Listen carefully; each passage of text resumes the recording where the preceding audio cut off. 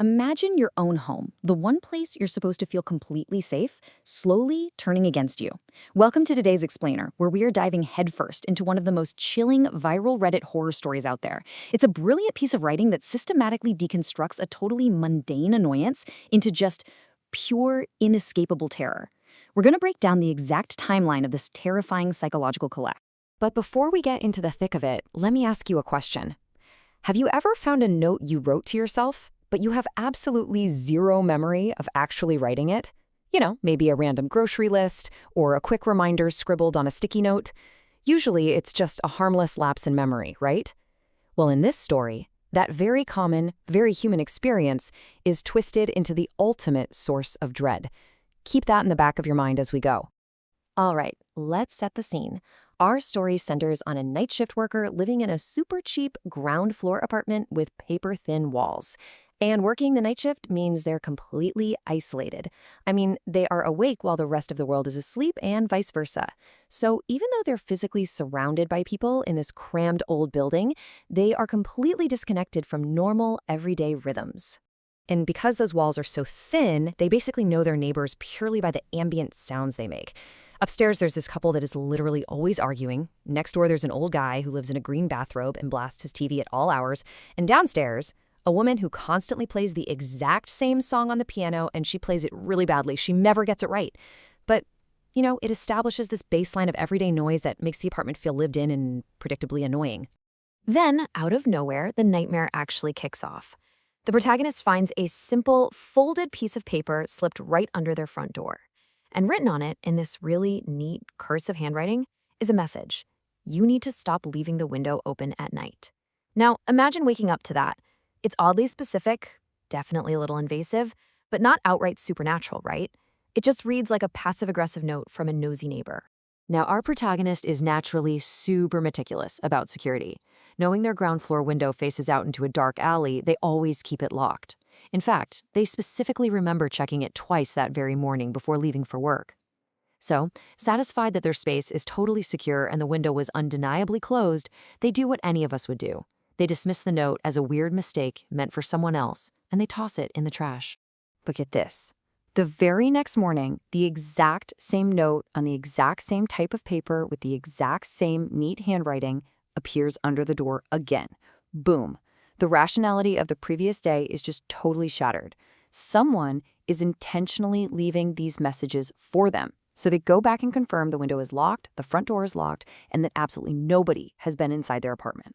Obviously, this triggers a full-blown systematic investigation, but checking with every single neighbor yields absolutely zero clues.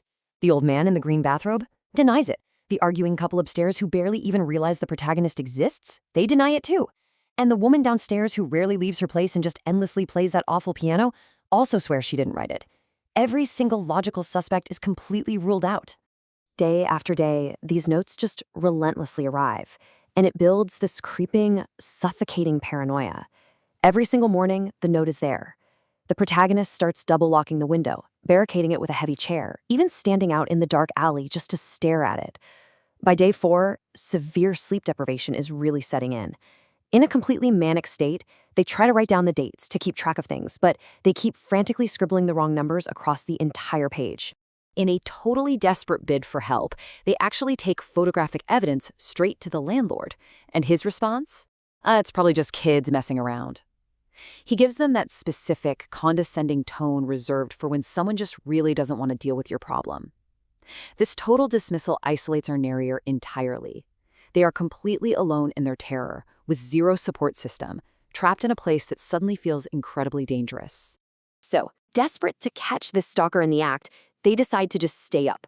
They sit in the pitch-black living room, staring fixedly at the front door all night, just waiting for that piece of paper to slide underneath.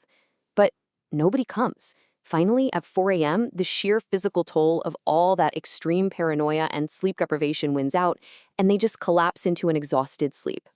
And of course, they wake up to find the exact same note on the floor.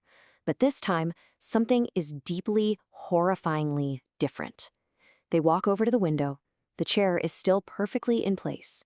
The physical lock on the window is still visibly turned to the locked position, but despite all of that, the window is cracked open. Just a crack, but it's just enough to prove that this threat is not playing games anymore. This is where the story takes a massive turn. When they finally stop obsessing over who is sliding the note under the door and actually look closely at the handwriting itself, the truth hits them like a ton of bricks. They realize that the neat, looping cursive on those terrifying warning notes perfectly, exactly matches their own handwriting on their everyday grocery lists. They have absolutely zero memory of writing these notes, let alone opening the window. Yet the physical evidence is undeniable. Every single letter, every curve, it's theirs. The stalker, the intruder, the person compromising their safety night after night is themselves. It's a complete and total betrayal by their own mind and body. There is no intruder. They are the one doing it. So they sit in shock for what feels like hours. They check the newly closed and locked window 3, maybe 4 times. And then the panic reaches a boiling point. They walk into their bedroom and discover a brand new note resting right on their nightstand. But the message has changed. It now reads, "Stop fighting it. Just open the window." This deeply sinister change proves that whatever dark part of them is doing this is getting impatient. And right at this exact moment of absolute dread, as they realize they might literally never be able to sleep again, I need to emphasize a truly terrifying environmental detail that sinks in. Throughout this entire ordeal, the background noise of the building has been a constant anchor, right? But suddenly, the constant bad piano playing from the apartment below has gone dead silent. The acoustic isolation is suddenly deafening. Something has fundamentally broken in their reality. Drawn back to the glass of the closed window, they make the ultimate chilling discovery. Staring into the pane, they see their reflection. But the reflection is smiling back at them. It's completely independent of their own frozen, terrified face.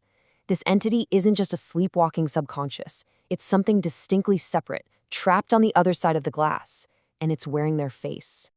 And then, to make it even worse, that smiling reflection in the glass begins to age. Like rapidly aging, deteriorating right there before their eyes. It's this grotesque acceleration of time happening only within the confines of the window pane, physically separating our terrified protagonist from whatever demon or entity has been tormenting them this whole time. Then, the decaying, rapidly aging reflection lifts its withered hand. It begins to slowly write on the glass from the outside, bringing this entire nightmare to its inevitable, horrifying climax. And with a sinking heart, the narrator realizes they already know exactly what it's going to say. The whole story has funneled down into this single, inescapable interaction. We all know exactly what that reflection is going to write. You need to stop leaving the window open at night. But it's no longer a warning. It is a promise from whatever is trying to get in. So I want to leave you with this final thought. If the call is coming from inside the house, and your own reflection turns against you, how do you escape? Think about that the next time you lock your doors at night. If you enjoyed this explainer, hit that subscribe button for more.